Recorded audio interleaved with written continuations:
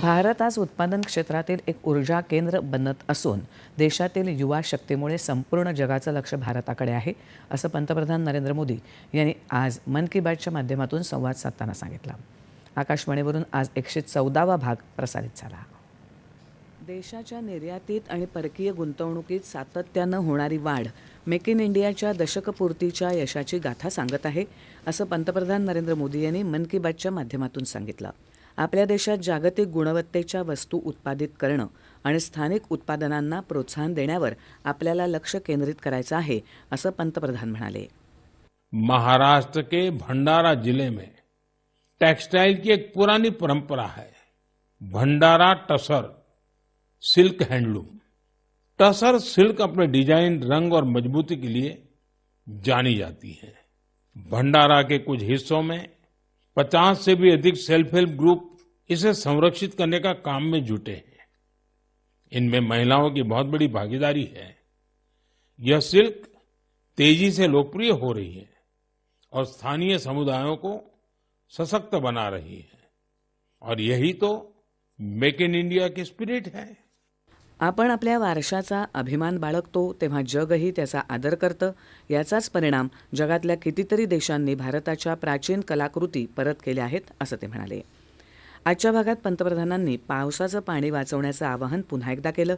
देशात एकीकडे जलशक्तीचं संवर्धन करण्याचं काम नारी शक्ती करत आहे, तर दुसरीकडे जलशक्ती देखील नारी शक्तीला मजबूत करत आहे, असं पंतप्रधान म्हणाले. येत्या 2 ऑक्टोबरला स्वच्छ भारत अभियानालाही 10 वर्ष पूर्ण होत असल्याच्या पार्श्वभूमीवर हे अभियान निरंतर सुरू ठेवण्याचं आवाहन त्यांनी यावेळी केलं. तसंच ही लोक चळवळ यशस्वी करणाऱ्या भारतीयांचं त्यांनी अभिनंदन केलं. साथियों, स्वच्छता को लेकर जारी अभियान से हमें ज्यादा से ज्यादा लोगों को जोड़ना है. और ये अभियान किसी एक दिन का, एक साल का नहीं होता है. ये युगों युगों तक निरंतर करने वाला काम है. ये जब तक हमारा स्वभाव बन जाए स्वच्छता, तब तक करने का काम है. मेरा आप सबसे आग्रह है कि आप भी अपने परिवार, दोस्तों, पड़ोसियों या सहकर्मियों के साथ मिलकर स्वच्छता अभियान में हिस्सा जरूर लें. मैं एक बार फिर स्वच्छ भारत मिशन की सफलता पर आप सभी को बधाई देता हूं.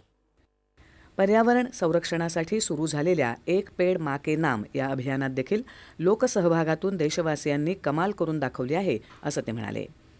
मन की बातच्या प्रवासाला 10 वर्ष पूर्ण होत असल्याबद्दल पंतप्रधानांनी श्रोत्यांसह प्रसार माध्यमांचे आभार मानले. यावेळी दूरदर्शन, प्रसार भारती आणि आकाशवाणीशी संबंधित लोकांच्या अथक प्रयत्नांची त्यांनी प्रशंसा केली. समाजामध्ये सामूहिक भावनेनं जे काम होत आहे त्याला मन की बातमुळे सन्मान मिळत आहे, असं ते म्हणाले. साथियों, मैं आज दूरदर्शन, प्रसार भारती और ऑल इंडिया रेडियो से जुड़े सभी लोगों की भी सराहना करूंगा. उनके अथक प्रयासों से मन की बात इस महत्वपूर्ण पड़ाव तक पहुंचा है. मैं विभिन्न टीवी चैनल्स को, रीजनल टीवी चैनल्स का भी आभारी हूं, जिन्होंने लगातार इसे दिखाया है. मन की बात के द्वारा हमने जिन मुद्दों को उठाया, उन्हें लेकर कई मीडिया हाउसेज ने मुहिम भी चलाई. मैं प्रिंट मीडिया को भी धन्यवाद देता हूं कि उन्होंने इसे घर घर तक पहुंचाया. मैं उन यूट्यूबर्स को भी धन्यवाद दूंगा जिन्होंने मन की बात पर अनेक कार्यक्रम किए.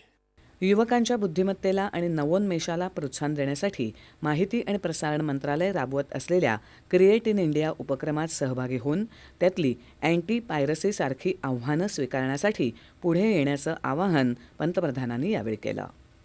4000 साल पुरानी कलाकृतियों से लेकर 19वीं सदी तक की कलाकृतियों को अमेरिका ने वापस किया है. इनमें फूलदान, देवी देवताओं की टेराकोटा पट्टिकाएं, जैन तीर्थंकरों की प्रतिमाओं के अलावा भगवान बुद्ध और भगवान श्री कृष्ण की मूर्तियां भी शामिल हैं. लौटाई गई चीजों में पशुओं की कई आकृतियां भी हैं. पुरुष और महिलाओं की आकृतियों वाली जम्मू कश्मीर की टेराकोटा टाइल्स तो बेहद ही दिलचस्प है। इनमें कांसे से बनी भगवान श्री गणेश जी की प्रतिमाएं भी हैं, जो दक्षिण भारत की हैं। वापस की गई चीजों में बड़ी संख्या में भगवान विष्णु की तस्वीरें भी हैं। ये मुख्य रूप से उत्तर और दक्षिण भारत से जुड़ी हैं। इन कलाकृतियों को देखकर पता चलता है कि हमारे पूर्वज बारीकियों का कितना ध्यान रखते थे। कला को लेकर उनमें गजब की सूझबूझ थी। देशभरातल्या क्रिएटर्सनी या माध्यमातून आपली सर्जनशीलता जगासमोर आणावी असं आवाहनही पंतप्रधानांनी केलं आहे.